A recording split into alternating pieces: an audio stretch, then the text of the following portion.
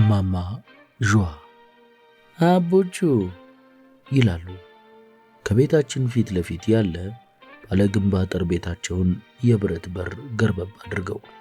አቤት እማማ ዥዋ እላለሁ። ሁልጊዜም ሲጠሩኝ ስለምጮህ እናቴ ትበሳጫለች።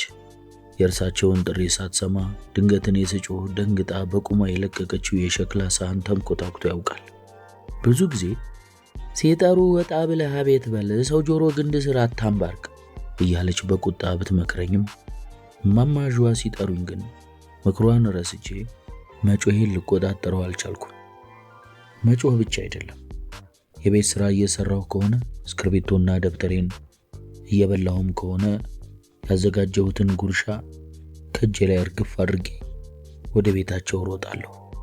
እናቴ ታዲያ ወታደርም እንዲህ በተጠንቀቅ አይቆም ትላለች። በርሬ ሄጄ አቤት እማማ ዥዋ እላለሁ። በሕፃንነቴ ያንዣቡ የሚል ስማቸው አልያዝልኝ ብሎ ዥዋ አልኳቸው። ካደኩም በኋላ ዥዋ ብያቸው ቀረሁ።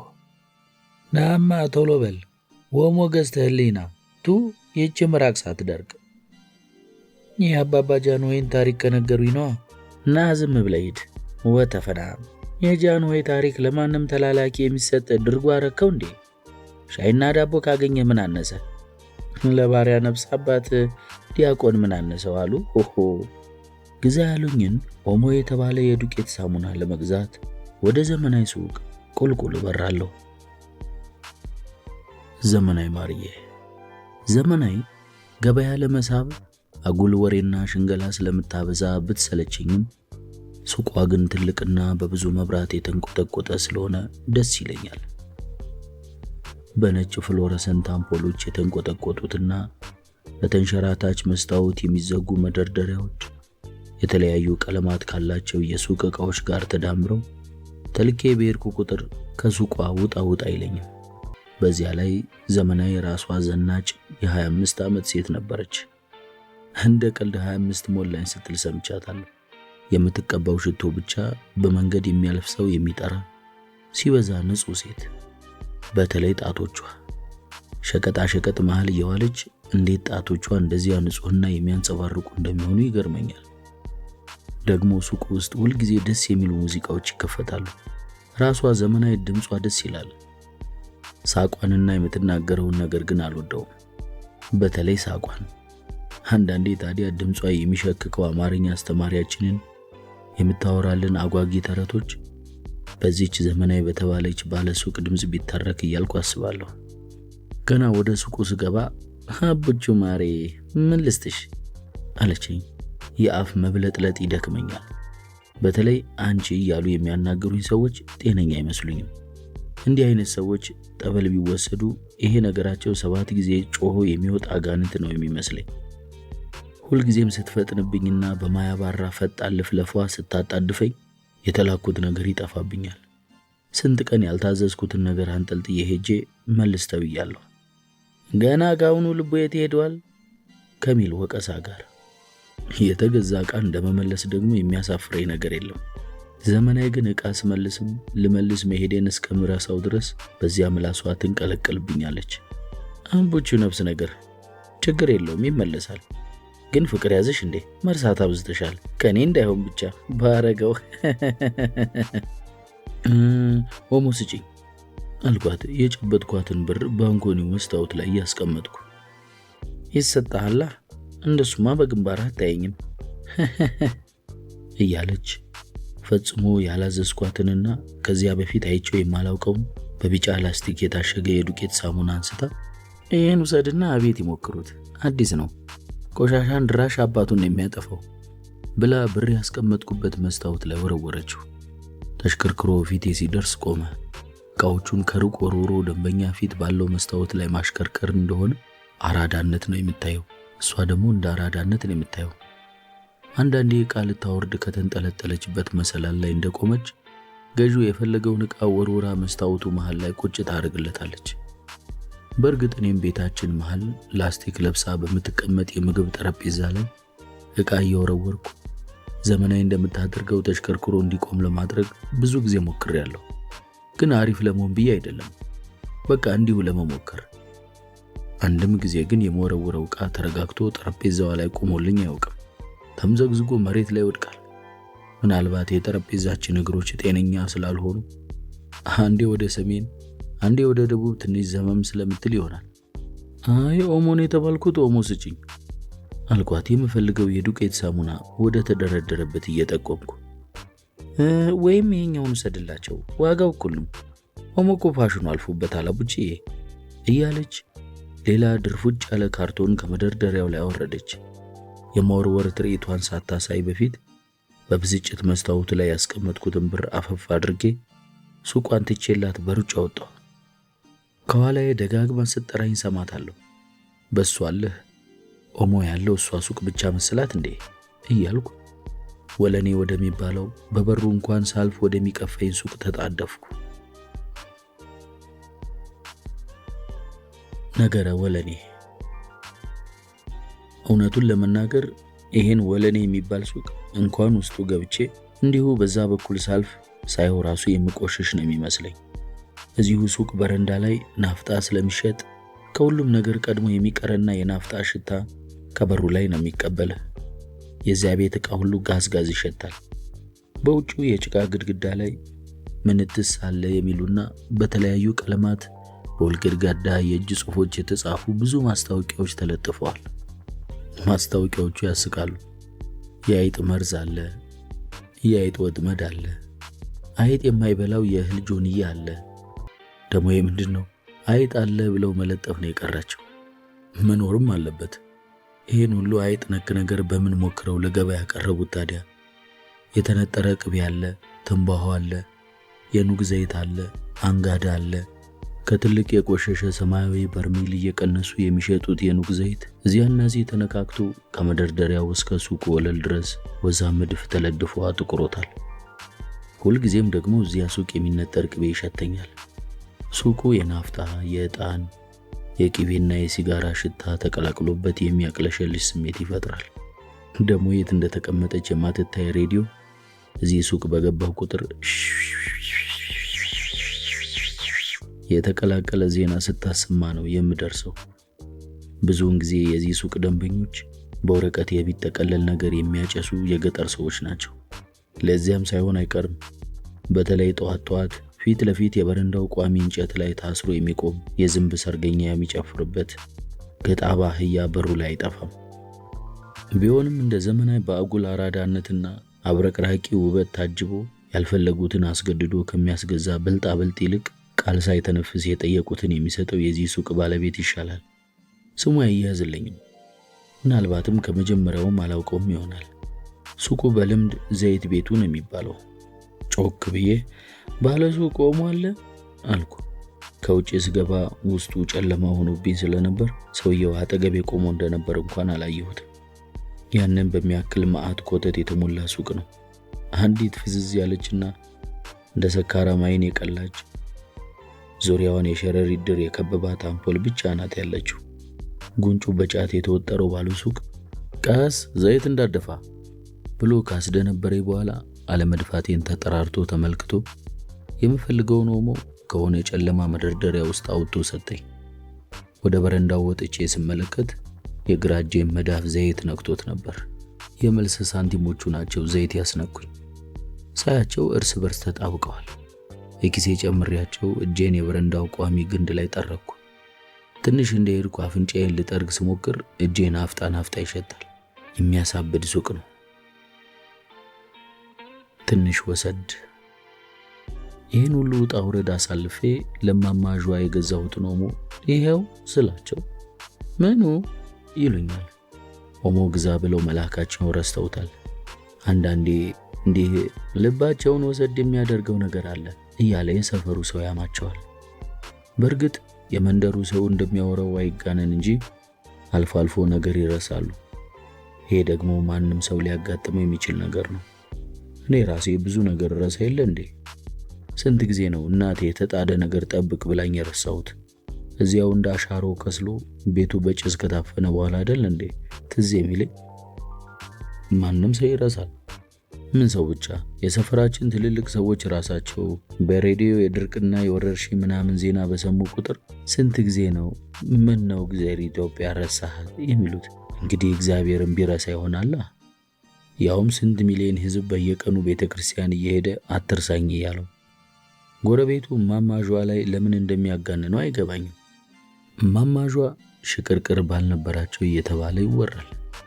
ሽቅርቅር ቃሉ ስለሚቀርበኝ አረሰውም። ታዲያ ያባላቸው ይሄን ሆንኩ ሳይል ድንገት ከቤት እንደወጣ ሳይመለስ ቀረ። መጀመሪያ አንዱ ዘራፊ ገሎ ጥሎት ይሆናል ብለው ያላመለከቱበት ፖሊስ ጣቢያ አልነበረም አሉ። ጎረቤቶቻችን ሲያወሩ ነው እንግዲህ የሰማሁት። ብዙ ቀን ስለማማጇ ሲያወሩ ሰምቻቸዋለሁ። የኛ ሰፈር ሰው ከስጋ ቅርጫ ቀጥሎ የሚወደው ነገር ማማጇን ማማት ይመስለኛል። እናቴ ራሷ ታወራለች። በእርግጥ እናቴ ያወራችው ማማጇንን ለማማት አልነበረም። አልፎ አልፎ ቤታችን የምትመጣውን የአክስቴ ልጅ ስትመክር እንደ ምሳሌ ነው ያነሳቻቸው። የአክስቴ ልጅ ሄለን ሳይሞቅ ፈላ ነው እናቴ የምትላት። አንድ ቅዳሜ ቀን እኛ ቤት አደርኩ ብላ ሌላ ቤት ማደሯ ታወቀባት። ከማን ጋር እንዳደረች ባላውቅም ከእናቴ አወራር ግን ከሆነ ወንድ ጋር አድራ መምጣቷን ጠርጥሬያለሁ። የዚያን ቀን እናቴ ማማጇንን ምሳሌ አድርጋ ስትመክራት እንዲህ አለቻት። ይቺን የኛን ጎረቤት የአንዣብን ታውቂያቸውም የለም? ይኸውልሽ እሳቸው እንዲህ ነካ አድርጓቸው የቀሩት በወንድ ነው ካለች በኋላ ማማጇ ለባላቸው ያደረጉለትን ውለታ ከአመድ አንስተው ሰው እንዳደረጉት፣ በህልሙ እንኳን አይቶት የማያውቀው ኑሮ እንዳሳዩት፣ ብዙ ነገር እንዳደረጉለት አውርታ በቁጭት እንዲህ አለች። ያን ሁሉ አርገውለት አፈር አይንካህ ብለውት አፈር ያስበላውና ሌላ ሴት በላያቸው ላይ ወዶ ባዶ ቤት አስታቅፏቸው ሄደ። የጠፋ ሰሞን እሳቸው ምን ሆነብኝ ብለው ፊታቸውን እየነጩ በየፖሊስ ጣቢያው በየሆስፒታሉ ሲዞሩ ከረሙ። ምን መዞር ብቻ፣ በየሜዳው ሞቶ የተገኘውን ዘመድ ያጣ የስንት ቀን ሬሳ እያገላበጡ ሲያዩ ከርመው በኋላ ባልሽ ተገኝቷል ሲባሉ ከቤታቸው የጀመሩ እልል እያሉ ፖሊስ ጣቢያ ድረስ መሄድ። የምስራች ሰምተው በደስታ ፖሊስ ጣቢያ የደረሱ ሴትዮ ሌላ መርዶ ጠበቃቸዋ። ምን ሆነ ሞተ አለች ያክስቴ ልጅ። በምን እድሉ ባለጌ ይሞታል እንዴ? ፖሊሶቹ አርፈሽ ተቀመጭ፣ እሱ አንዲት ሴት ወዶ ጠቅልሎ ገብቶልሻል አሏቸው እንጂ። እንግዲህ ያኔ እዛ ፖሊስ ጣቢያ ሲደነግጡ ያገኛቸው አሊያም የማንንም ሬሳ ሲያገላብጡ ሰይጣን ይስፈርባቸው እንጃ ይሄው ስንት ዘመን አይምሯቸው ተቃውሶባቸው ቀሩ። ምስኪን ታዲያ ምን አደረጉ አለች ያክስቴ ልጅ ማስቲካ እያላመጠች። ስትናገር እንደ መሞላቀቅም ያደርጋታል። ምን ያደርጋሉ? እየፈነጠዙ የሄዱ ሴትዮ የመንደሩን አይን ለማየት ተሸማቀው ጥፍር አክለው ወደ ቤታቸው ተመለሱ። ቤታቸውን ዘግተው ከረሙ። በስንተኛው ቀን ሌሊት እንደ እብድ አድርጎ ቀሰቀሳቸው። የባላቸውን ልብስ ነሽ፣ ፎቶ ነሽ፣ ሁልጊዜ የሚቀመጥባትን ሶፋ ሳይቀር ከሌላው ሶፋ ነጥለው ግቢያቸው ውስጥ ከመሩና እሳት ለቀቁበት። ቤታቸውንም ታውቂው የለም። እሳቱ ያንን ረዥም ግንብ አልፎ ሲንቀለቀል ደመራ መሰለ። ከዚያ ወዲህ ወንድ የሚባል ነገር አታንሱብኝ አሉ። በቃ ማንም አጠገባቸው ስለሱ ትንፍሽ ብሎ አያውቅም። ይሄው ስንት ዘመናቸው እንደ ባህታዊ ቤታቸውን ዘግተው ልብስ ሲለኩና ሲያውልቁ በየቀኑ ኦሞ እየገዙ መኝታ ቤታቸውን ሲያጥቡ ይውላሉ። አንድ ቀን መኝታ ቤታቸውን በኦሞ ሳያጥቡ ብለው አያውቁም። እና ምን ልልሽ ነው ወንድ አምነሽ የማይሆን ነገር ውስጥ እንዲች ብለሽ እንዳገቢ። እንኳን ባዶ እጅሽን እየተወዛወሽ ቤታቸው ሄደሽላቸው ቀርቶ ወንዶች ከየትም አንስተው ወርቅ ላይ ቢያስተኟቸው ልባቸው የማያርፍ ሰላቢዎች ናቸው አለቻት። የመጨረሻዋ ስድብ አባቴ ላይ ያነጣጠረች መሆኗን ከልምድ አውቃታለሁ። እናቴ ሰላቢ የሚል ቃል የምትጠቀመው እኔን በወለደች በ2 ዓመቷ የፈታትን አባቴን ስታነሳው ነው። ለፍቻቸው ዋናው መንስኤ የአባቴ ቤተሰቦች ልጁ ምኑም አንተን አይመስልም ብለውት ነው አሉ። ታዲያ የአባቴን ፎቶ ባየሁት ቁጥር እንኳንም እሱን ያልመሰልኩ እላለሁ። ሰው ልጄ እንደኔ መልከ ጥፉ ካልሆነ ብሎ እንዴት ሚስቱን ይፈታል? ይህ የማማዣ ታሪክ እኔን እምባዬ እስኪመጣ አሳዘነኝ እንጂ ለአክስቴ ልጅ እንደሆነ ምንም አልጠቀማትም። እንደ ቆንጆ የሬዲዮ ትረካ ማስቲካዋን እያላመጠች ይህን ሁሉ የክህደት ታሪክ በኮመኮመች ልክ 15ኛው ቀኗ ከአንድ ጉጉት የመሰለ ልጅ ጋር እናቴ ናት ያለችው እንግዲህ ተያይዛ ጠፋች አሉ። እንዲያውም አብረው መኖር መጀመራቸውን ለእናቴ ደውላ ነገረቻት። ኧረ አክስቴ በሷ ምክንያት ታማ ስንት ወር ጠበል ዞራለች። በአመቱ የአክስቴ ልጅ ሄለን ፊቷ አባብጦ የግራ ክንዷ ተሰባብሮ ወደ ጤና ጣቢያ የምትመጣ ይመስል እየተንከረፈፈች ቤታችን መጣች። በትንሽ በትልቁ መቅናት ነው መደብደብ፣ ነጋ ጠፋ በጥፊ ጆሮ ግንዴን እየጠረቀመኝ ይሄው የቀኝ ጆሮዬን ያዝ ያደርገኝ ጀምሯል ብላ ተነፋረቀች። እናቴ ታዲያ እሱ እንኳን ድሮም ጆሮሽ ምክር አይሰማ፣ ዋናው ነገር እንኳን ነፍስሽ ተረፈ ብላ ተቀበለቻት። ምስኪን ያክስቴ ልጅ እንደማማጇ አቃጥላልኋን የምትወጣበት ልብስ እንኳን ሳይሰጣት ተከትላው የሄደች ወንድ ቀጥቅጦ መለመላዋን አባረራት። እናቴም ለወንዶች ባላት ጥላቻ ላይ የአንድ ሰላቢ ወንድ ታሪክ ተጨመረላት። ታዲያ አንዳንዴ ከአክስቴ ጋር እያወሩ እናቴ ያ ሰላቢ ስትል የትኛው ትላታለች አክስቴ። አክስቴም ትንሽ ወሰድ ያደርጋታል።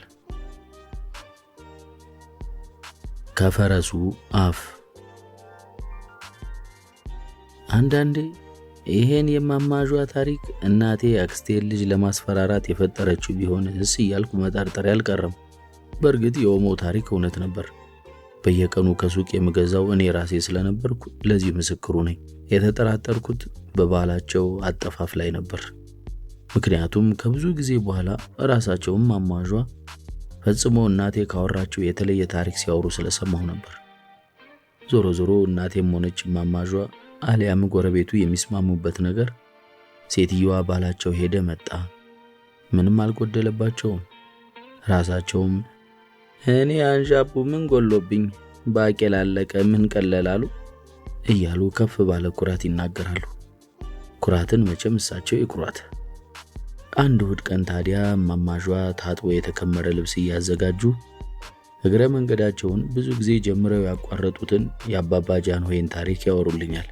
እኔም ከስራቸው እየተከተልኩ አዳምጣቸዋለሁ። እያወሩ እየተከተልኳቸው ኦሞ ወደሚሸተው መኝታ ክፍላቸው ተከታትለን ገባን። በወሬው መሃል የታጠፈ ልብስ ሲያስገቡ በልብስ ከተሞላው ትልቅ የድሮ ቁም ሳጥናቸው ጋር ሲታገሉ ድንገት ከላይኛው መደርደሪያ ከልብሶቹ መሃል የሆነ ነገር ዱብ ብሎ ወደቀ። በብርማ የብረት ከፈፍ የተከበበ የእንቁላል ቅርጽ ያለው ባለ ጥቁርና ነጭ ጉርድ ፎቶግራፍ ነበር። የሆነ ጎፈሬ ሰውዬ ፎቶ። እማማጇ ቤት ስዕልም ይሁን ፎቶ የሚባል ነገር ለምልክት እንኳን አልነበረም። እንደ ተአምር ከሰማይ የወረደ ነበር የመሰለኝ።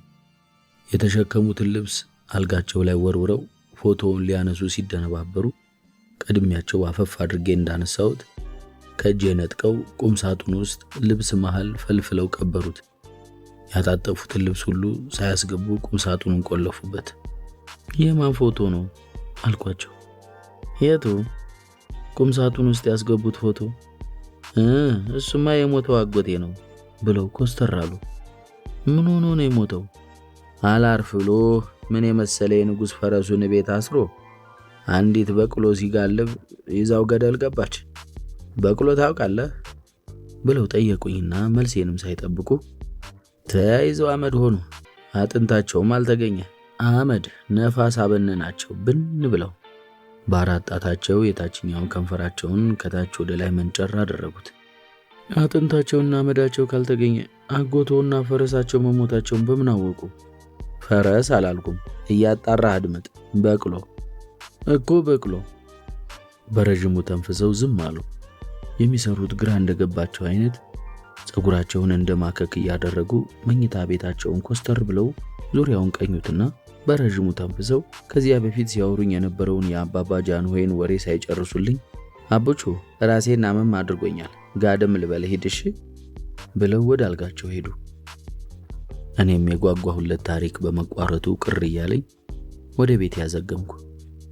2 ቀን ሙሉ ጠርተው ኦሞ ግዛ ሳይሉኝ ጎረቤትም ቡና ሲጠሯቸው ሳይሄዱ ቤታቸውን ዘግተው ጠፉ። ተነሳባቸው ተባለ። በ3ኛው ቀን ግን በአበሻ ቀሚስ ሽክ ብለው ዘንጠው የወርቅ አምባርና ሀብላቸውን ከትልልቅ የጆሮ ጉትቻቸው ጋር እያንቦገቦጉ ብቅ አሉ። የሆነ ቦታ ሊሄዱ መስሎኝ ነበር፣ ግን እንደዚያ ዘንጠው የትም አልሄዱም። ዝም ብለው ይወጡና የግቢውን የብረት በር ገርበብ አድርገው ዙሪያውን ቃኝተው መልሰው ይገባሉ። ቤታቸው ይገቡና ተመልሰው ይወጣሉ። በመጨረሻ ቀጥ ብለው እኛ ቤት መጡ።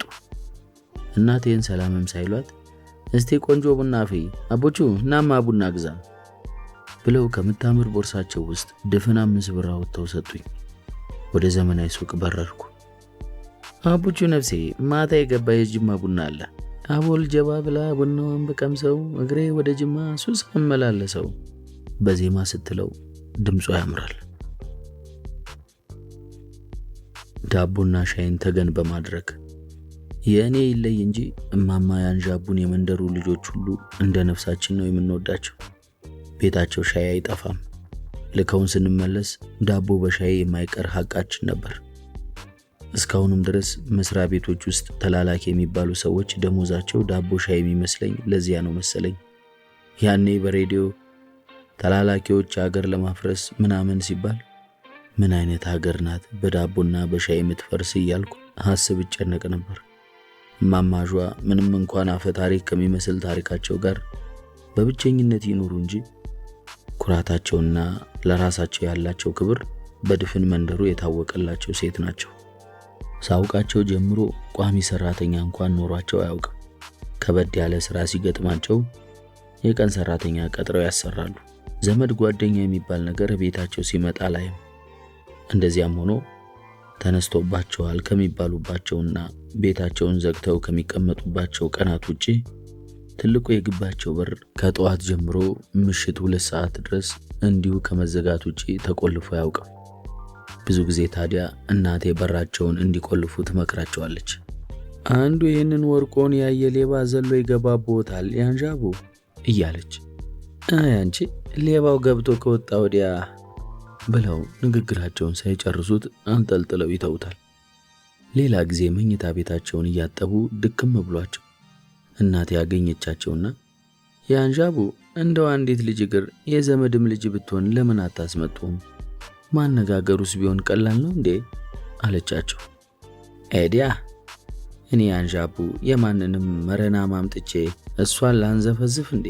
ተጋባ አይችሉም ልጄ፣ ገና የተረከዛቸውን ዕቃቃ ሳይገጥም አፋቸውን ይከፍቱብሻል። ምን ዘመድ አለ ብለሽ ነው? የጨዋ ልጅ ሁሉ አልቆ የለ ብለው በማናናቅ እጃቸውን አወናጭፉት። ሲያጥቡና ሲያስተካክሉ የሚውሉት የአበሻ ቀሚሳቸው ቢቆጠር አያልቅም።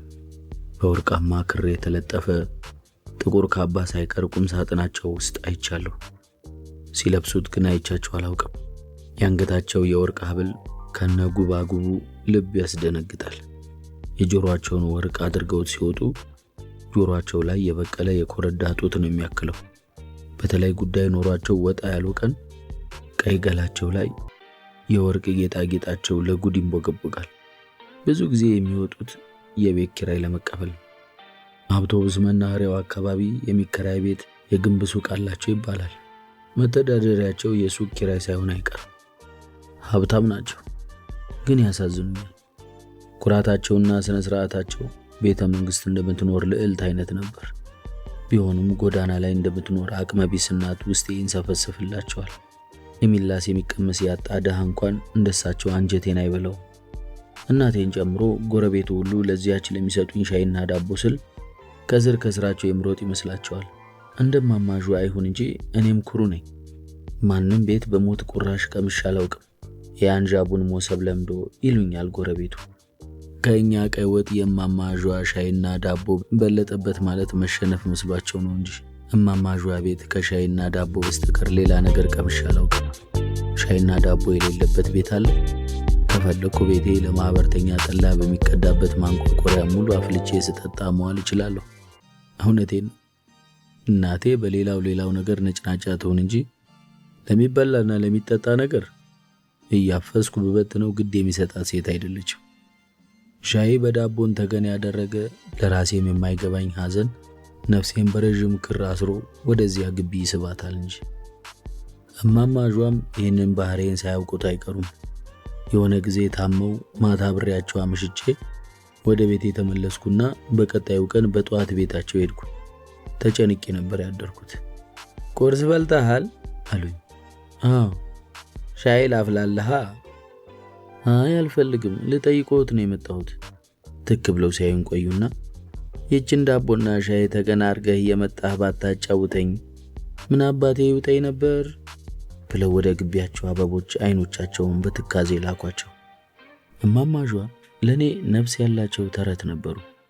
አንድ ቀን ከትምህርት ቤት ስመለስ አሊያም ተኝቼ ስነሳ ቤታቸውም እሳቸውም ብን ብለው ጠፍተው ቤታቸው በነበረበት ቦታ ላይ ከበቀለ ጫካ መሃል አንድ ባለነጭ ጢም ሽማግሌ ብቅ ብሎ ተረት ነበሩ ሲኖሩ ሞቱ የሚለኝ ይመስለኛል። ቆየት ብሏል እንጂ እንደዚህ አይነት ህልም አይቻለሁ። በሰበብ አስባቡ ከቤታቸው አልጠፋም። እቤት ሲደብረኝ አሊያም የእናቴ ጭቅጭቅ ሲያማረኝ ደብተሬን ሰብስቤ በረንዳቸው ላይ ባለው የቀርከሃ ወንበር ላይ የቤት ስራዬን እየሰራሁ ውላለሁ። እማማ ዧ አልፎ አልፎ ካልሆነ አያወሩም። ብዙ ጊዜ የሚያሳልፉት ወይ ልብስና ጌጣጌጦቻቸውን ሲያዘጋጁ አሊያም ቁጭ ብለው የግቢያቸውን ዙሪያ በመመልከት ነበር። እናቴ ታዲያ አንተ ልጅ እዚህ ሴትዮ ስርስር እያልክ የተነሳባቸው ቀን ዋ ሬሳ ነው ከዛ ግቢ የሚወጣው ትለኛለች። ቀጠል አድርጋ ደሞ እንዲህ አለችኝ በልና ከደጓ ጎረቤት ያጣለኝ ምኑ ነው የሚነሳባቸው እላታለሁ። ቢገባኝም ቢያንስ እብድ ናቸው መባሉን በመካድ የሰፈሩን ሰው ላለመተባበር እናቴ ቆጣ አለች። ወሬ አትወደድ አንተ ልጅ ትላለች። እናቴ ማውራት እንጂ ጥያቄ ስትጠየቅ አትወድም።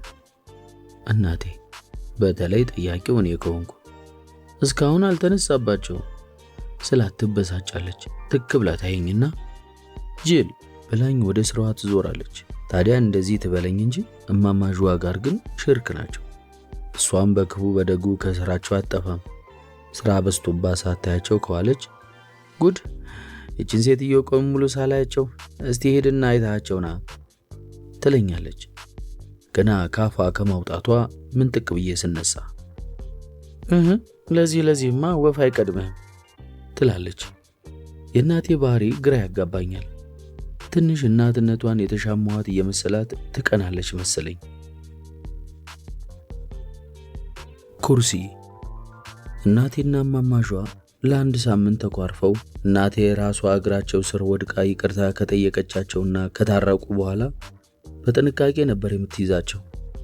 የጸባቸው መነሻ እስካሁንም እናቴን እየገረማት ልጅ እኮ ናቸው ብትልም እኔ ግን ወደ እማማ ዧ ያደላ ግን እኮ እውነት አላቸው የሚል የማልናገረው ጥብቅና ውስጥ ያለ ከነገሩ ልክ መሆንና አለመሆን በላይ እማማ ዧ አለመሳሳታቸውን በመደገፍ ከእናቴ ልጅ እኮ ናቸው ንግግር ጀርባ ያለውን አትናገረውም ለንክነታቸው እውቅና የሚሰጥ ፈገግታዋን ዋጋ ማሳጣት ፈልጋለሁ። ያንን ፈገግታዋን አልወደውም። የሆነ ቀንማ ልብሳቸውን ጥለው ማበዳቸው አይቀርም የሚል ሟርት ይመስለኛል። ጸቡ እኛ ቤት የመድኃኔዓለም ዝክር የተደረገ ቀን ነበር የተፈጠረው። ከቅርብና ከሩቅ ያለ ዘመድና ማህበርተኛ መጥቶ ስለነበር ቤታችን ካፍ እስከ ገደፉ በሰው ተሞልቶ ነበር። እማማ ዧ አዲስ የአበሻ ቀሚሳቸውን ለብሰውና በወርቅ ተንቆጥቁጠው መጡ። ቤቱን የሞላው ሰው በሙሉ በአክብሮት ተነስቶ ቆመላቸው። ሁሉም ወንበር ተይዞ ስለነበር እናቴ ያገኘቻትን ኩርሲ እበሩ አጠገብ እያመቻቸችላቸው ኑዚ አንዣቡ አለቻቸው። እማማ ዧ አንዴ እናቴን አንዴ ኩርሲውን አየት ታደረጉና የለ ይህን ፈስብኝ ውጭ ይሆናለሁ ብለው ወጡ። እናቴ ዳቦና ጠላ ይዛ ስትወጣ እማማ ዧ የሉም፣ ወደ ቤታቸው ሄደዋል። ግራ ገብቷት ብቅ ብላ ወደ ግቢያቸው ብታይ ጭር ብሏል። አቡቹ ያንዣቡ ወዴት ሄዱ? እኔ እንጃ። ወደ ቤታቸው ብል ማህበርተኛው እብድ ሊላቸው አይደል? ይሄ ጅል እዚሁ ተገትረ እኔ እንጃ ትለኛለህ ብላ ከተነጫነጨች በኋላ ግራ እንደተጋባች ወደ ውስጥ ተመለሰች። የዚያን ቀን እናቴ እንግዳ ስለበዛባት እኔም ዕቃ ሳነሳሳና የመጣ የሄደው ናስቲ ሳመኝ ሲለኝ ስለዋለ መንገድ ላይ ያዩኝ የሚያልፉኝ ሁሉ የቤታችን ድግስ ሲደገስ ካልሳምነ የሚሉት ነገር በጣም ያበሳጨኛል። እማማ ዧን የዛን ቀን ሳናያቸው አድረን በነገታው ቤታቸው ሄድን። ያው እናቴ ስትሄድ ከኋላ ኋላዋ ተከትያት እንጂ እንሂድ እንኳን ብላኝ አይደለም። ማማዧ በረንዳቸው ላይ ተቀምጠው የጥርስ ቡርሽ ሳሙና እያስነኩ ግልበታቸው ላይ ከዘረጉት የሀበሻ ቀሚስ ላይ ጠብ ያለ ነገር ሊያስለቅቁ ይፈገፍጋሉ። እናቴ እንደወትሮው ያንዣቡ እንዴት አደሩ ብትላቸው ጠርዘዝ ብለው ይመስገነው አሉና ተቀመጭም ሳይሏት ልብሱን መፈግፈጋቸውን ቀጠሉ። እናቴ ግራ ገብቷት ትንሽ ቆየችና እንዴት አደርኩ ልበልዎ ብዬ ነው ወደ ኋላ ብቅ እላለሁ ያደረ እንግዳ አለብኝ ብላ ስትወጣ አትድከሚ እንግዶችሽን ሸኚ ብለው ኮስተር አሉባት። እናቴ ግንባሯን ቆዳ ወደ ላይ ሰብሰብ አድርጋ ወደ ቤት ተመለሰች።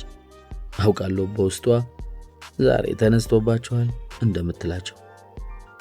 ከደቂቃዎች በኋላ አቀርቅረው ሲፈቀፍቁ ከቆዩበት ድንገት ቀና ብለው ፊታቸው ቆሜያለሁ እያሱ ድረስ ብለው ቡርሹን ጣሉት።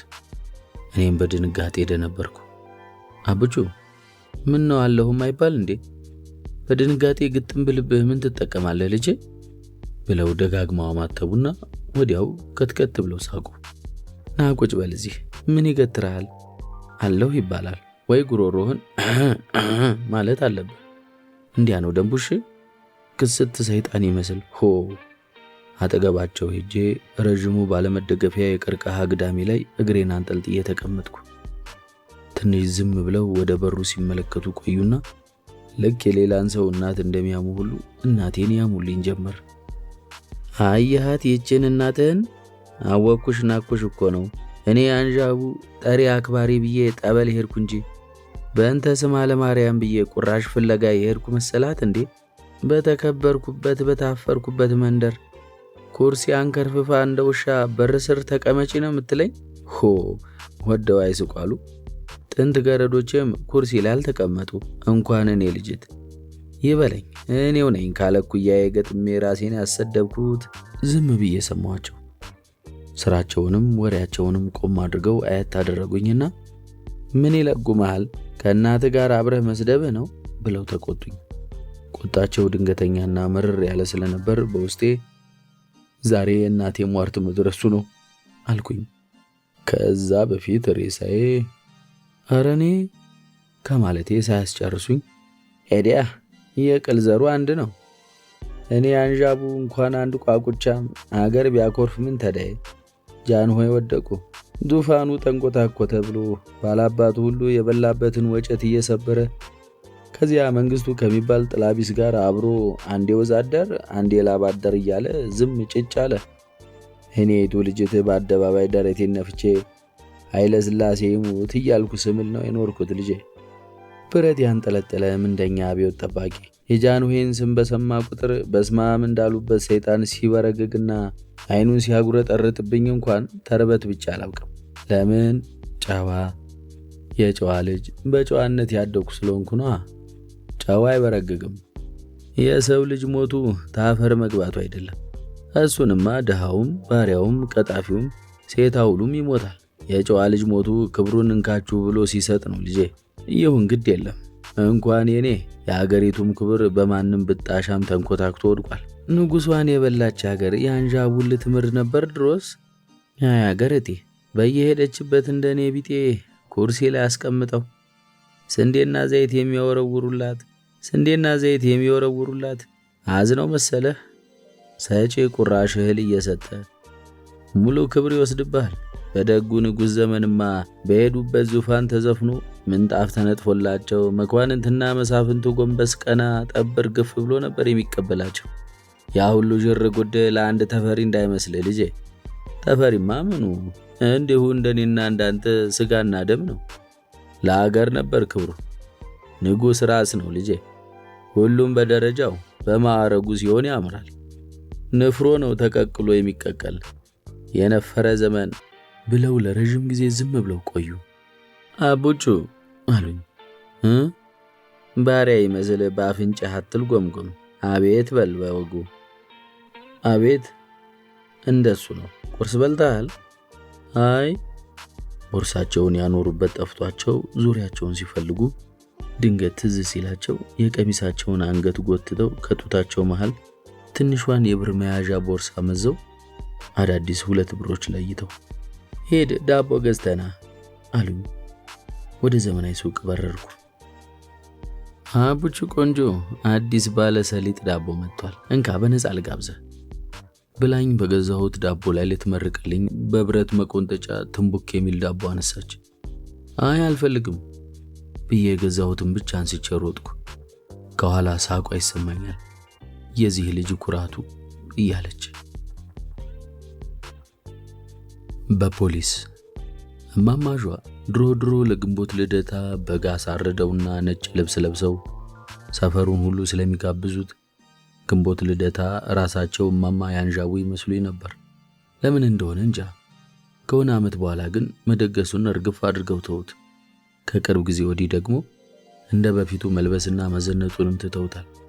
አልፎ አልፎ ወጣ ሲሉም ቀለል ያለ የፈረንጅ ቀሚስ እንጂ እንደ በፊቱ የሀበሻ ቀሚስ አይለብሱም ነበር። ጎረቤቱ ይህንኑ አፈ ታሪክ ከሚመስል ታሪካቸው ጋር ያገናኘዋል። ወሬው ብዙ አይነት ነው። ታዲያ አንድ ቀን ቤታቸው ገብስ ሊወቅጥ ከመጣ ወዛደር ጋር እያወሩ ወዛደሩን ጠርቼው ያመጣሁት እኔው ነኝ። ሻይና ዳቦዬን ይዤ በረንዳው ላይ ተቀምጫለሁ። ወዛደሩ ገብሱን እንጨት ሙቀጫ ውስጥ እያስገባ በሚገርም ኃይል ይቀጠቅጠዋል፣ ይወቅጠዋል። የሙቀጫው ንዝረት በረንዳው ድረስ ዘልቆ ሲሚንቶ ወለል ላይ ያስቀመጥኩት ብርጭቆ ውስጥ የነበረውን ሻይ በቀስታ ያንቀሳቅሰው ነበር። ክንዱ ላይ ከተጠቀለለው ካኪ ሸሚዝ ስር ብቅ ያለው ፈርጣማ ክንዱ የሚሰነዝረው ምቱ የማማጇ ዘመን ያስቆጠረ የቤት ምሰሶ ይነቀንቀዋል። እማማጇ በረንዳቸው ላይ ወገባቸውን ይዘው ቆመዋል። እሰይ እንዲህ ነው እንጂ የሥራ ሰው እያሉ ያደናንቁታል። በመሃል እናቴ ጠርታኝ የቤት ደርሼ ስመለስ እማማጇ ለወዛደሩ ሻይ በዳቦ አቀርበውለታል። ሞቅ ያለ ወሬ ይዘው ነበር። የሙቀጫው ዘነዘና በከፊል የተፈተገ ገብስ የሞላውን ሙቀጫ ደገፍ ብሎ ቆሟል። እማማጇ በወሬ ተጠምደው መግባቴንም ያዩ አልመሰለኝም። አሊያም ቢያዩኝም ወሬው በልጦባቸው ችላ ብለውኛል። በሁለት ነገሮች በጣም ተገረምኩ። የመጀመሪያው ያስገረመኝ ነገር የእማማጇ አቀማመጥ ነበር።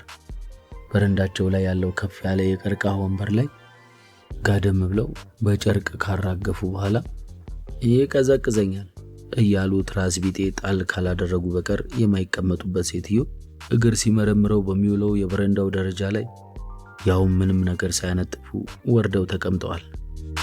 ወዛደሩ ከሳቸው ዝቅ ብሎ ለአበባ መደብ መከለያ በተደረደረው ቀይ ጠባብ ላይ ነበር ርፍ ያለው። ታፋና ታፋው በቁምጣው ሙልት ብሎ ደህና ስፖርተኛ መስሏል። ሁለተኛው ግርምት ለወዛደሩ ስለ ባላቸው እያወሩት ነበር። እዚህኛው ላይ ከመገረምም አልፌ ትንሽ ተበሳጨሁ፣ ከመጀመሪያው መስማት ባለመቻሌ። ወሬያቸው መሃል እንዲሁ ነበር የደረስኩት። ይኸውልህ እኔ ልጅት አንዴ ከሰነዘርኩ እንኳን ሰው ሰይጣንም አይመክተኝ። ያንን ባል ተብዬ ወተፈናም የድሮ ባላቸውን ነው። አቤት ሙቁመና፣ አቤት መልክ፣ አቤት ቁመና እያለች ምድረ ኮማሪ ስታቀርበው ጊዜ እኔ አንዣቡ ላይ ሊንቀባረር ከጀለው። አንድ ቀን ለባብሶ መቼም አለባበስ ከሱ ወዲያ ላሳር ነው። ደረቱን ይህን ትከሻና ትከሻውን ያየህ እንደሆነ እንዲህ እንዳንተ ሳንቃ ነው ብለው ለወዛደሩ ዳቦ ከተከመረበት ሳህን ላይ አንድ ዳቦ አንስተው ጨመሩ። ወጋቸውን ቀጠሉ። አንድ ቀን እዚህ ነኝ እዛ ነኝ ሳይል በዋለበት አድሮ አረፋፍዶ ወደ ምሳ ሰዓት መጣ።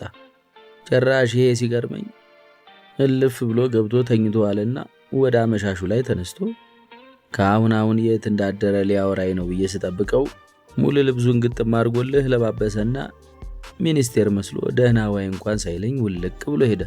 ምን ሆነሃል? ወዴት እየሄድክ ነው ከመሸ አልኩት። እንዲህ ወደ ማጀት አንዲት ደዘደዝ ሰራተኛ ስታጨማልቀው ምኗም አላማረኝም ብሎ ወዲያ ገፍቼ ራሴ ልጥ እያቦካሁ እጄ ሁሉ ሊጥ ሆኗል። ያመልጠኛል ብዬ ለቅለቅ እንኳን አላልኩም። የትስ ብሄድ አንቺን ማን ፖሊስ አረገሽ? አርፈሽ ጓዳሽ ግቢና ሊጥሽን አቡኬ ብሎኝ ጎምለል እያለ ውልቅ አለ። እኔ ያንዣቡ እንኳን እንዲህ ከፍ ዝቅ ሊያረገኝ ቀርቶ አፍንጫው መሬት እስኪነካ 12 ጊዜ ሰግዶ ነው ያገኘኝ። አሁን እጁ አስገባኝና ቀን ከሌት የልቡን አድርሶ መናቁ ነዋ። ብልጭ አለብኝ። እንዲያው አንዳች ነገር አይኔን ጋረደኝ። ሰማይ ልሁን መሬት አላውቀውም። ንቀቱ ማጣጣሉ አይደለም፣ በአይኔ ያቀለለኝ ነገር አስተያየቱ አመመኝ። እዚህ ደጅ የተከመረ የቤት ጥራጌ እንኳን እንዲህ አይታይም እኮ። እንደ ገረድ ጓዳ ለጓዳ ስንፏቀቅለት እውነትም ባሪያ መስየው እንደሆነ እንጃ። ደሞ አለ ማን ፖሊስ አረገሽ? ሴት ልጅ ለክብሯ ማንም ባይሾማትም ፖሊስ መሆኗ መቼ ከባው? ሊጥ የማቦካና የምጠፈጥፍ ለሱ አልነበረም እንዴ?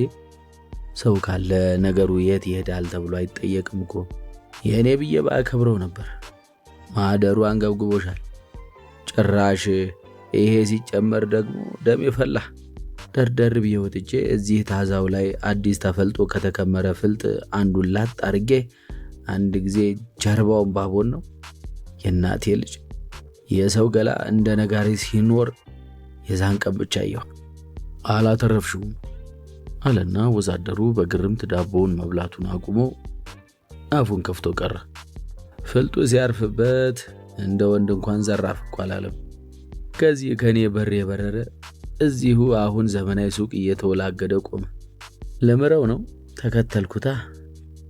ሰው አየኝ አላየኝ ብሎ ዞር ዞር አለና ሸሚዙን ኮሌታውን አስተካክሎ እብድ ብሎኝ ረፍ አታምጣው ስለው አምጦ ቆለለው።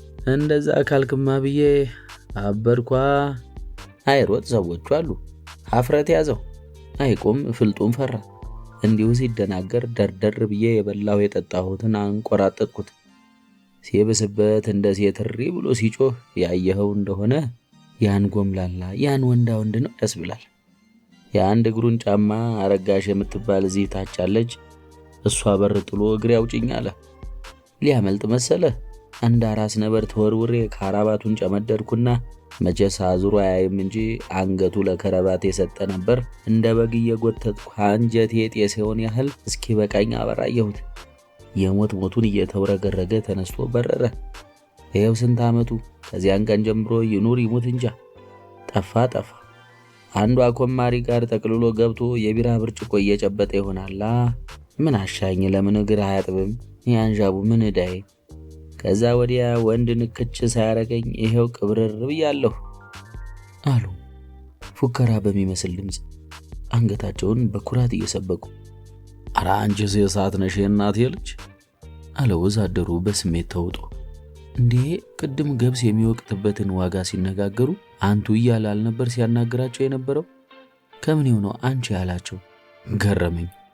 እየገረመኝ ይህንን ሰምቼ የማላውቅ አዲስ ታሪካቸውን እያብሰለሰልኩ ማታ ሁሉ እንቅልፍ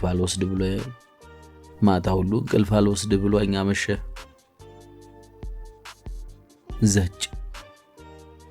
በቀጣዩ ቀን እማማ ያንዣቡ ሲጀምሩና ሲያቋርጡ የኖሩትን የጃንሆይ ታሪክ ድንገት አውሩልኝ ብዬ ሳልጠይቃቸው ከመሬት ተነስተው ያወሩልኝ ጀመር።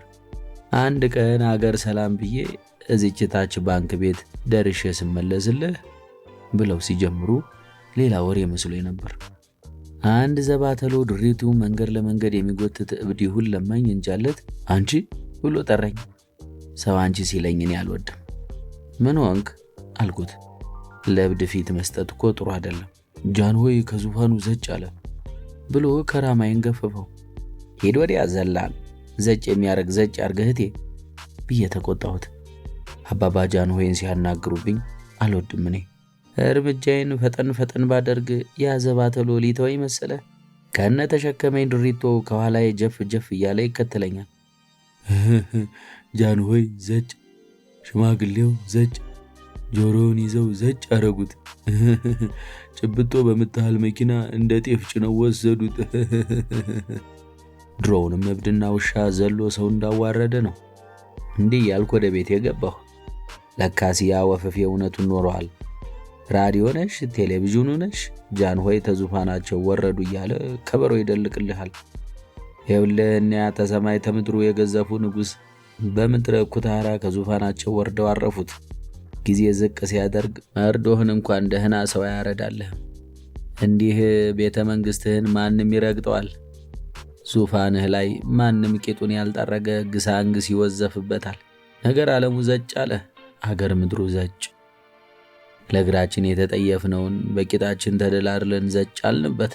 አንድ ተፈሪን ያዋረዱ መስሏቸው እችን ልቃቂት አገር ራሷን ይዘው ሲጎትቷት ተዘክዝካ ውሎ አጠፋ። በዛ ቢመዙ በዚህ ቢመዙ እንደ ጸጉር ተንጨፍሮ ሁሉም ውል ነኝ አለ። ቢጎትቱት ላይፍታታ የጃንሆይ ነገር እንዲሁ ሆኖ ቀረ እልሃለሁ ልጄ። አቦቾ አሉና ተከዙ። ትክ ብዬ አየኋቸው። ጸጉራቸው ገብስማ ሆኗል። አይናቸው ዙሪያውን ኩል ተኩሎ ነበር። ከዚህ በፊት ተኩለው አይቻቸው ግን አላውቅም። አቦቾ ሄድ ዳቦ ገዝተህና ብለው ድፍን 10 ብር ሰጡኝ። ቦርሳቸው አልጠፋቸውም። በትክክል ሄደው ከተቀመጡበት ነበር ያነሱት። እየበረርኩ እጄ አፍታ ሳልቆይ ባዶ እጄን ተመለስኩ። ምን ነው ባዶህን መጣህ አሉ። አንዴ እኔን አንዴ መልሼ የዘረጋሁላቸውን ብር እየተመለከቱት። የዘመናዊ ሱቅ ታሽጓል። ምነዋ? በሩ ላይ ግብሮትን በወቅቱ ስላልከፈሉ ታሽጓል የሚል ወረቀት ተለጥፎበታል አልኳቸው። በል ብሩን ይዘህ ሂድና ከወደድከው ቦታ ብስኩትም ቢሆን ገዝተህ እቤት ቁጭ በልና ብላ፣ መልሱንም እስክርቢቶ ግዛበት አሉኝ። ባለማመን አየኋቸው። ከዛ በፊት በሕይወት ዘመኔ ድፍን 10 ብር ኖሮኝ አያውቅም። የድፍን አዲስ 10 ብር ጌታ ሆንኩ። እቤት እስከምደርስ 3-4 ጊዜ ባለማመን ብሯን እያየው ተፈተለኩ። የዚያኑ ቀን ማታ ወደ ምሽቱ 1 ሰዓት ይሆናል። ሁልጊዜም እንደማደርገው ቤታችን በር ላይ ተቀምጬ እግሬን እታጠባለሁ። ታጥቤ እንኳን ጨርሻለሁ። የታጠበ እግሬን ቆሻሻ እንዳይነካው አንፈራጥጬ ተቀምጬ እስከሚደርቅ ቁጭ ብዬ ጥቁሩ ሰማይ ላይ የተዘሩትን ከዋክብት አያለሁ። ድንገት አንድ ሰው በጨለማው ውስጥ ከወደታች መጥቶ ወደ ማማዡ ቤት ሲጣደፍ ተመለከትኩት። በዓይኖቼ ጨለማውን እየሰረሰርኩ ማንነቱን ለመለየት ስታገል ከአንድ ቤት መስኮት በመሽሎክ የጨለማው ወሽመጥ መስላ መንገዱ ላይ የተጋደመች ብርሃን በእርምጃ ሲሻገራት ባንዴ ለየሁት። ወዛደሩ ነበር። ገብስ ወቃጩ ወዛደር። በዚች ምሽት ምን አመጣው? የማማንጇን ግቢ በር ከፍቶ ሲገባ ባለቤት ነበር የሚመስለው። እርምጃው ከሐሳቤ ይፈጥን ስለነበር ምን ማድረግ እንዳለብኝ ግራ ተጋብጬ ረዘም ላሉ ደቂቃዎች በገባበት በር ላይ አይኔን ተክዬ ቆየሁ። ድንገት ሰውየው ሌባ ቢሆንስ ግን የሚል ሐሳብ ወደ አእምሮዬ መጣ። እንደውም ሰተት ብሎ የገባው ሌባ ቢሆን ነው። ሌባ መቼም አንኳኩቶ አይገባ። ትላንት ሲሰልላቸው ውሎ በጨለማ ሊዘርፋቸው ተመልሶ ቢሆንስ? ከሐሳቤ እኩል ሰውነቴም ከተቀመጥኩበት ተስፈንጥሮ ተነሳልኝ። ግራ ቀኝ ሰው መኖር አለመኖር እየተመለከትኩ ወደ ግቢው በር ሮጥኩ። መሃል መንገድ ላይ ስደርስ ግቢው ከውስጥ ቀጭ ብሎ ሲቆለፍ ሰማሁ። ቆም አልኩ። ትንሽ ጆሮዬን ቀስሬ ያዳመጥኩና ወደ ግቢው በር ሄጄ ልከፍተው ብሞክር በሩ በቁልፍ ተዘግቷል። ይሄ በር በዚህ ሰዓት በጭራሽ ተዘግቶ አያውቅም ነበር። ቁልፉ ማማዡ አንገት ላይ ይንጠለጠልና ቁልቁል ወደ ጡቶቻቸው መሃል ይጠፋል። ማን ሌባ አስገብቶ በሩን ከውስጥ ይቆልፈዋል? ምናልባት አይኔ ይሆናል እንጂ የገባም ሰው ላይኖር ይችላል እኮ። ጆሮዬን በሩ ላይ ለጥፌ ሳዳምጥ እማማጇ ለስለስ ባለ ድምፅ ጠፋብህ እንዴ ቤቱ ሲሉ ሰማኋቸው። በቀስታ ዞሬ ወደ ቤቴ ተመለስኩ። የታጠበ እርጥብ እግሬ አፈር ቆሞ መቆሸሹ ትዝ ያለኝ እቤት ስገባ ነበር። በባዶ እግሬ ነበር የሮጥኩት ለካ። አንዱን የሰፈር ማቲ ጠርቼ የኪሴ በተቀመጠችው ድፍን 10 ብር ኦሞ ገዝተህና ማለት አማረኝ ለእግሬ። አዲስ ዘመንና አዲስ እርምጃ። አቡቹ ምን ሆናል? ለምቦጭህን ጣልክሳ ትለኛለች እናቴ። ዝም። አንተን እኮ ነው። ዝም። ያዘህ እንዴ ትለኛለች። አዎ እላታለሁ ራሴን ከፍ ዝቅ እያደረግኩ። ተራመድበት ይለቃል ትለኝና ወደ ስራዋ። በቃ ይሄ ሁሉ ጥያቄዋ ለዚህ ነበር። ከዚያ ደግሞ አባቴ ምን ሆነሃል አንተ? ምንም። እና ምንድነው ፊትህን የሐምሌ ሰማይ ያስመስልከው? ዝም። ያዘህ እንዴ ይላል። ትንሽ እለዋለሁ። አይዞህ ተራመድበት ይለቃል ይልና ቢላና ቢላዋውን እያፋጨ ወደሚያርደው በግ ይሄዳል። እህቴ ትመጣለች። አቡቹ ያዘሽ እንዴ ትለኛለች። አዲስ ዓመት ድንጋዩ የገጠጠውን ተራራ ባዲያ አበባ ሲያስውበው፣ የቀዘቀዘውን ምድር በመስከረም ጣፋጭ ፀሐይ ሲያሞቅ፣ ተፈጥሮም ባስገራሚ ጥበቡ ሲቀያየር፣ ለምንድነው ለኔ ሁልጊዜም ተመሳሳይ ችግር ይዞልኝ የሚመጣው ግን ነፍስ ካወቅኩ ጀምሮ በየዓመቱ የአዲስ ዓመት ችግሬ የታወቀ ነው። ሁልጊዜ ተመሳሳይ ምሬት አማርራለሁ። ሁልጊዜም ተመሳሳይ ተስፋ ይሰጠኛል። ሁልጊዜም ተመሳሳይ ተስፋ ይሰጠኛል። ለእናቴና ለአባቴ ጉዳዩን በምሬት አሳውቂያለሁ። አሁን አንዴ ሆኗል፣ ለሚቀጥለው ይስተካከላል ይሉና ለሚቀጥለው ግን ያው ነው። እንዲህ ያስቸገረው ጉዳይ ለበዓሉ ተብሎ የሚገዛልኝ አዲስ ጫማ መጥበቡ ነበር። ደግሞ እኮ አንዴ ሁለቴ አልነበረም። ሁልጊዜ ጫማው ቤት ስለካው ልኬ የነበረው ቤቴም ስሞክረው ምንም እንከን ያልነበረው ጫማ የበዓሉ ዕለት ተጫምቸው ትንሽ ወዲያ ወዲህ ስል አውራ ጣቴን ቆፍድዶ መያዝ፣ ከተረከዜም በላይ መፈግፈግና መላጥ ይጀምረኛል። የተላጠው እግሬና አዲሱ ጫማ ሲነካካ በተራመድኩ ቁጥር እሳት ባህር ውስጥ እግሬን ነክሬ ያወጣሁት ይመስለኛል። ቃጠሎ አይጣለሁ። ስንት ቦታ እንቁጣጣሽ እያልኩ ከጓደኞቼ ጋር ዞራለሁ ያልኩትን ልጅ አስሮ ቁጭ ያደርገኛል። ታዲያ ችግሩን ከስር መሰረቱ አይቶና መርምሮ እንደማቃለል አባቴም ሆነ እናቴ እንዲሁም እህትና ወንድሞቼ የማይሆን ምክንያት ይደረድሩልኛል። እኔ ምለው ስትለካው እኮ ልክ ነበር አይደለም እንዴ? አሁን ምን ሆነና ጠበበ ታዲያ? ስትመርጠው አይታ አትመርጥም ነበር ይላል አባቴ። የግራ እግሩ ከቀኙ ይተልቃል። አንድ አይነት ቁጥር ያላቸው ጫማዎች አይበቁትም። ተመልከቱ እንግዲህ ችግሩን ተፈጥሯዊ ሊያደርገው ሲሞክር። እናቴ ፈገግ ትልና እስቲ ተውት፣ ምርጫ ላይ የማይሳሳት ማን አለ? ሁሉስ በኋላ ቀንበር ሲጠበው መራመጃ ሲያጣ አይደል የሚያኮርፈው? ጫማ ቤትማ ተደርድሮ ሲያዩት ሁሉም ጫማ ጥሩ ነው እኮ የሚመስለው፣ መራመድ ሲጀመር ነው ጣጣው ትለናለች። ቅሬታን እንደ ተቃውሞ የማየት አባዜ የተጠናወተው አባቴ በቃ ጠበበኝ ካልክ ጉዳይ ነው እንግዲህ እንዳይለኝ ስለምሰጋ ጫማ ቤትም እያለው መጥበቡን ባውቀውም አልናገረውም። ለቤትም መጥቼ ስለካው ስለምጓጓ ጥበቱ አይታየኝም ነበር። ስመርጠውና ሲገዛ ደስ ያለኝ ጫማ ቆይቶ አላራምድ ይለኛል። ሻጮቹ ይህንን ቀን ቀድሞ ያውቁ ይመስል ጫማ ቤቱ ግድግዳ ላይ በቀይ ቀለም የተሸጠ ዕቃ አይመለስም የሚል ጽሑፍ ተለጥፎበታል። የቸገረ ነገር። እንዲህ ጫማዬ ጠቦኝ አኩርፌ ቁጭ ባልኩበት ሬዲዮ፣ ቴሌቪዥኑ በአዲስ ዓመት የተሻለ እምርታ እናሳያለን፣ እርምጃችን ፈጣን ይሆናል፣ በዚያ ገስግሰን በዚህ ሩጠን እዚያ ጋር እንደርሳለን እያለ ይደዘኩራል። ታዲያ እፈራለሁ። ሀገሩ ሁሉ ሮጦ ጫማዬ የጠበበኝ እኔ ብቻ መንደሩ ውስጥ እንዳልቀር እፈራለሁ። ግን በስንት እርዳታ ባጎትና ባክስት ድጎማ በዓመት አንዴ የተገዛ ጫማ ሲጠብ አያበሳጭም? አንድ ጊዜ ደግሞ አባባ ያው እያደገ ነው የሚሄደው ብሎ ሰፊ ጫማ ገዝቶልኝ መጣ። ስራመድ ውልቅ ውልቅ የሚል። ግድ የለም ገበር ደልድልበትና ወፈር ባለ ካልሲ ስታደርገው ልክ ይመጣልሃል አለኝ። በምክሩ መሰረት ገበርና ወፈር ያለ ካልሲ ባደርግም ጫማው ግን ያው እንደሰፋ ነበር። እንደውም ያ ጫማ በተራመድኩ ቁጥር ወልቆ መንገድ ላይ እንዳይቀር እግሬን ከመሬት ሳላነሳ የጎተትኩ መሄድ ተለማመድኩ። ከዓመት በኋላ ጫማው አልቆ እንኳን አረማመዴ ያው እግር መጎተት ሆኖ ቀርቶ ነበር። ከዛን ጊዜ ጀምሮ ነው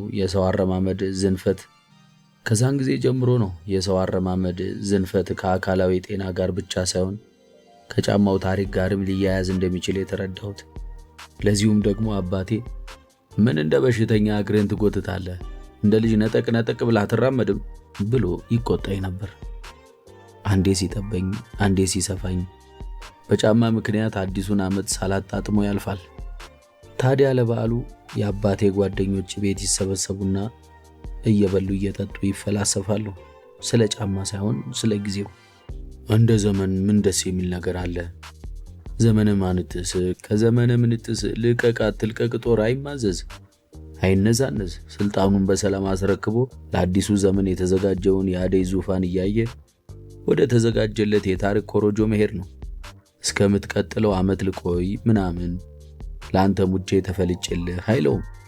ዘራፍኔ ጊዜ እልፍ አላፍ ሰከንድ ሚሊዮን ደቂቃ እልፍኝ ሙሉ ሰዓት እያለ አይፎክርብንም።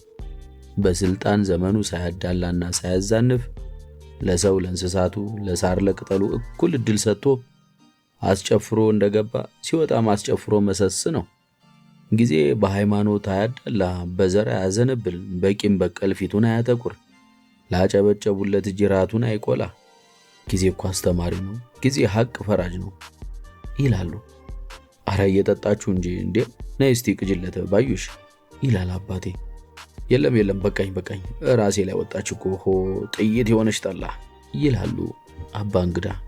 አይ እንደ ነገሩ ነው ይጠጡ ትላለች እናቴ። ልጆቹ እንቁጣጣሽ ይላሉ። በአዲስ ልብስ ተውበው ይቦርቃሉ። ማስቲካና ከረሜላ ይናጠቃሉ። ይገዛል። እኔ ግን አዲሱ ጠባብ ጫማ እስረኛ አድርጎኛል። ከጠላው ጋና አጠገብ አኩርፌ ቁጭ ብያለሁ። ምነው ይሄ ልጅ እንደ ልጆቹ አይጫወትም ይላሉ አባ እንግዳ። ደግ ሰው ናቸው። ሆዴ ሞላ ብለው ዙሪያቸውን አይረሱም። በተደሰተ ሕዝብ መሃል የተከፋች ነፍስ ያያሉ። ምን እሱ አመሉ ከሰው አይገጥም። በበዓሉ ቀን በኩርፊያ ተቆናኖ ይሄው ከጧት ጀምሮ አለ ይላል አባቴ። አሃ አቡቹ ናስቲ ወዲህ። ልጄ ምን አረጋችሁት? ወይ ልጄ ምን አድርጋችሁት ነው? ኧረ እሱ እንኳን ለበዓል ባዘቦቱን ፋሲካ ነበር። አባ እንግዳ እጃቸውን ወደ ኮታቸው ኪስ እየሰደዱ ይጠሩኛል። ለበዓል ሳንቲም ሊሰጡኝ ነው። ወደ እሳቸው እያነከስኩ እሄዳለሁ። ምን ሆነሃል ደግሞ የምታነክሰው ይሉኛል። ጫማው እግሬ ልጦብኝ እላለሁ። ኤዲያ ዝም ብሎ ነው እንጂ ይሄው ያንተስ ልጅ የኃይሉ ልጅ ሁሉ ይሄንን አይደለም እንዴ ያደረጉት ይላል አባቴ። የለም አቶ አለሙ ካለ ነገሩ እርምጃ አይውረገረግም። ጥሩ ጫማ በልክ ሳይገዙ ተራመዱ፣ ተደሰቱ፣ አመት ባል ነው ማለት ተገቢ አይደለም። ችግራችን ምን ሆነና ጠበበን ስንል መጥበቡን ሆድ ሲያውቀው ዝም ብላችሁ ተራመዱ መባሉ አይደለም።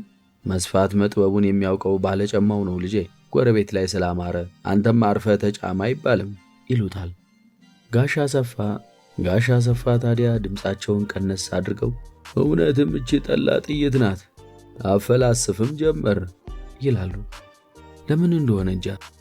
አንድ ሰው እያወራ የአድማጩን ትኩረት የሳበ ከመሰላቸው ቀልድ አስመስለው ቀልድ ቢያጡ እንኳን ረጅም ሳል በማሳል አድማጩን መረበሽና ለሚያወራው ወሬ ትኩረት እንዳይሰጥ ማድረግ የሚወዱ ሰው ናቸው። ብዙ ጊዜ ታዝቢያቸዋለሁ። በጋሻ አሰፋ ቀልድ ሁሉም ይስቃል። በተለይ ቤተሰቦቼ የሚስቁት ሳቅ ቀልዱ ከሚገባው የሳቅ ዋጋ በላይ ነው። መረር ያለውን የአባ እንግዳን ወቀሳ ማምለጫ ሰርጥ መሆኑ ነው። ሁሉም ይስቃል። እኔም ሳንቲሜን ተቀብዬ በህመም ፊቴ እንደከሰከስኩ እያነከስኩ ወደ ቦታ ይመለሳለሁ።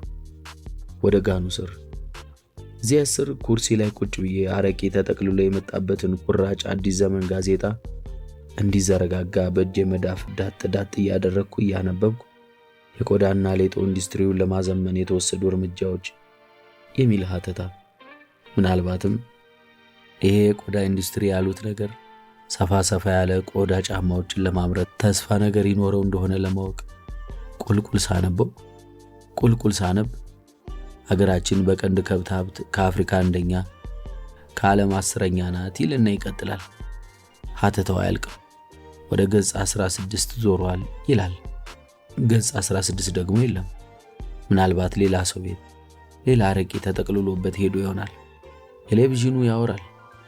በአዲስ ዓመት የተሻለ እንቅስቃሴ ማድረግ ይኖርብናል። በሕይወታችን ውስጥ ወደ ተሻለ እድገት የሚያንደረድር እርምጃ እንደ ግለሰብ፣ እንደ ቤተሰብ፣ እንደ ሕዝብ፣ እንደ ሀገር መራመድ ይኖርብናል እያለ እኔ ደግሞ እንደ ግለሰብ፣ እንደ ማህበረሰብ ከእርምጃው በፊት ስለ ጫማ ማውራት አለብን። ጫማው አዲስ ስለሆነ ብቻ እርምጃውም አዲስ ይሆናል ማለት አይደለም እላለሁ። አለበለዚያ ግን እዚያ ቴሌቪዥን ውስጥ ጥይት የሆነ ጠላ አለ ማለት ነው። የቴሌቪዥኑን ስብከት እንደ ጋሻ አሰፋ በሳል ለማቋረጥ እላለሁ። ማንም ዞሮ አያየኝም። ማውራትም ወሬ ማደናቀፍም በልካቸው የተሰጣቸው ሰዎች አሉ። የብዙሃኑ መክሊት ሕይወት ይስፋውም ይጥበበውም ከህመሙ ጋር በዝምታ መቀመጥ ነው።